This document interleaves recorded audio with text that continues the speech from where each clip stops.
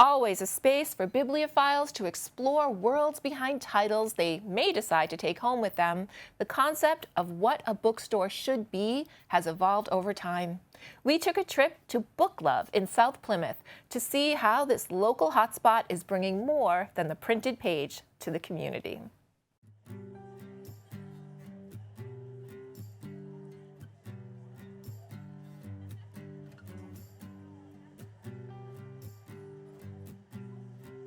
I was at a point where I wasn't sure what my next step professionally was, but I'd always enjoyed sharing books and building upon books and exchanging ideas and exploring and building on conversations. And, I thought for myself, I think that's something I'd like to do.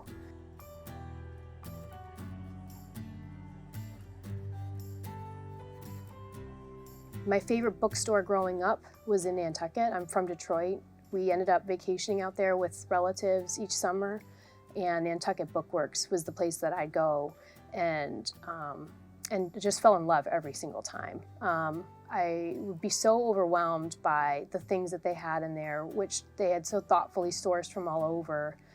Art supplies, books, knickknacks, gifts, little toys and games.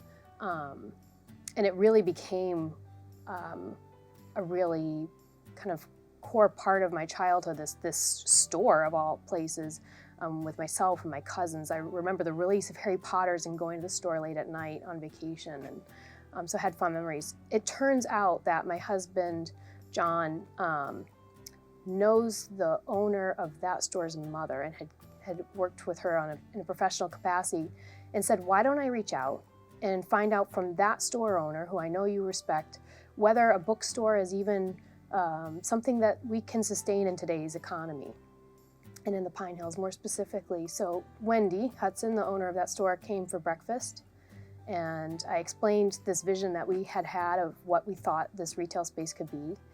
And she said, yeah, let's write the business plan. And my jaw dropped, because I've really kind of have been a true fan of this woman in business and what she's created and what the feeling she was able to inspire her and her peers and me as a kid. So when presented with this opportunity, I think both Wendy and I, to be in this particular space, had a bit of an aha moment where we, in our mind's eye, could fully conceptualize what this store could be, and how we could build it with the input from Bizzuto and from the Pine Hills to fit kind of our vision differently than we could have elsewhere. But it was a long-term construction project. So at the time we came to the Pine Hills and said, look, we'd like to start building this business, and if you have space, we'd love to do a pop-up. And they offered the Red Crate to us, and that's how we began.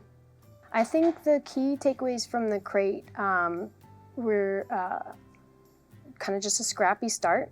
We knew where we wanted to go, and we knew that we were going to have to wait. But it gave us a very meaningful point of connection with the community, and certainly troubleshooted what books do we have in stock, what are we going to offer, what are people responding to, gave us this great data set from which to then make some next determinations as to how the business would go. We fell in love with people's pets, built great relationships that carry through to today. And let people know we were coming. Again, book selling is not a high margin business, so to have this window of time that we didn't necessarily choose to have, in which we could build our collection, people could come to know us, could have an experience of book love, was really meaningful.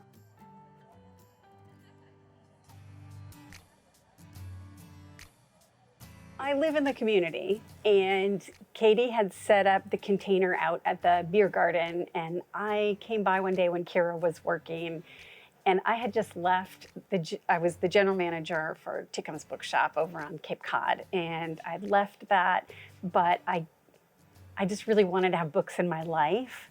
So I approached them and just said, if you're ever looking for somebody to sell books, so for me, it came on later. They did all the hard work. I just came in for the easy part, which is come in and get to have fun with the books and sell them.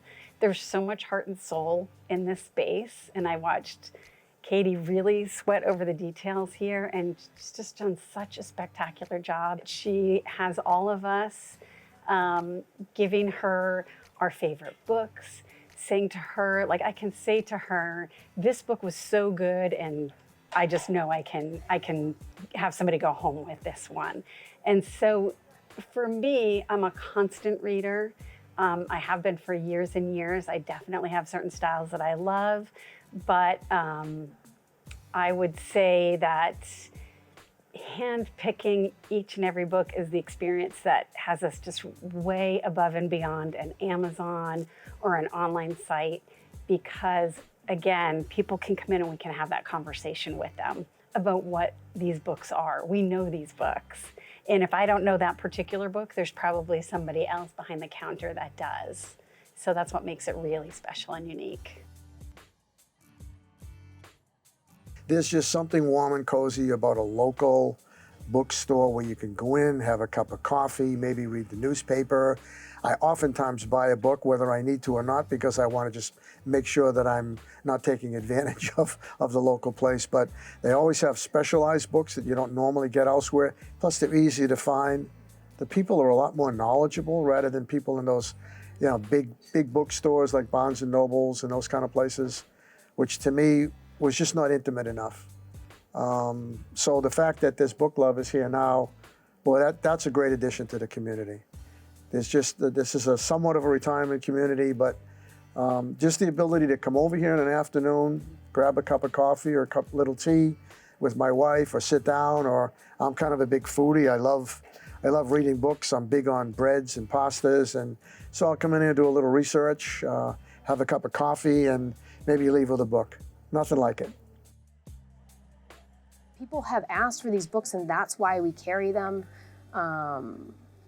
We have what we have here because, again, someone has asked for this title to be part of our collection, or someone in the community has written this title, and we want their work represented because community is important to us. So I think, I think as much as it wasn't in our designs that we would start in a red shipping container and then move into an interim space and then finally open our doors here, I definitely think it's exactly as it should have been, whether or not it was by our design. It certainly made for a really, really wonderful opening, and it feels like we're in a really good spot today. I hope that lots of people find book love. I hope that a lot of book clubs, book groups come in and utilize the space. We're hoping to have some live music, just a space for people to feel comfortable, to feel like they have a place to meet friends. It doesn't have to be a bar, it doesn't have to be going out to dinner, but it's nice sometimes just to have a bookstore, just where you can relate to other people. And like I said, this space is really unique because everyone who walks in the door loves books. I consider myself a lifelong learner, even though I'm kind of advanced in age. I think you learn till the day you die. That's just my philosophy. So, a lot of people feel like, their learning ends when they end school, and, nothing could be further from the truth. One of my favorite activities is exploration. Exploration being anything, whether it's taking trips or, frankly, living vicariously through books. So I'll read a lot of adventure books, I read a lot of history books, a lot of biography books. I love the learning process, which is part of exploration. It's helped me in my teaching too. I'm a professor at Northeastern, and I often have anecdotes and things that I pick up in books that I will use in my teaching. So that helps as well. Bookstores like this are a treasure. They need to be supported as far as I'm concerned. I will support it, and I hope they wind up having many customers. We ourselves have a lot of desires in terms of things, programming to add in ways that we think can reach more people.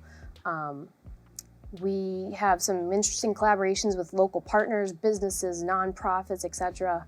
There are an incredible number of local authors, both self-published to award-winning, well-known.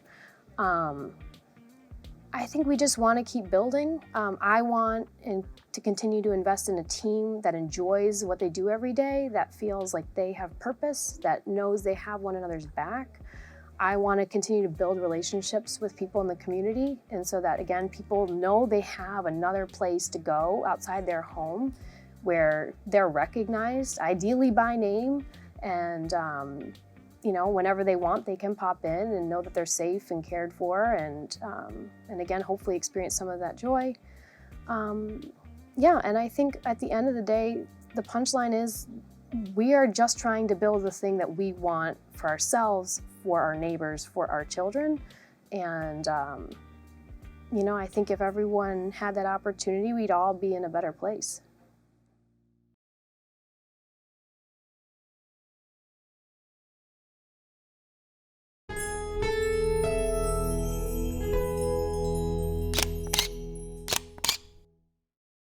Thank you for watching. If you enjoyed this video, please hit the like and subscribe button before you go. We'll see you next time.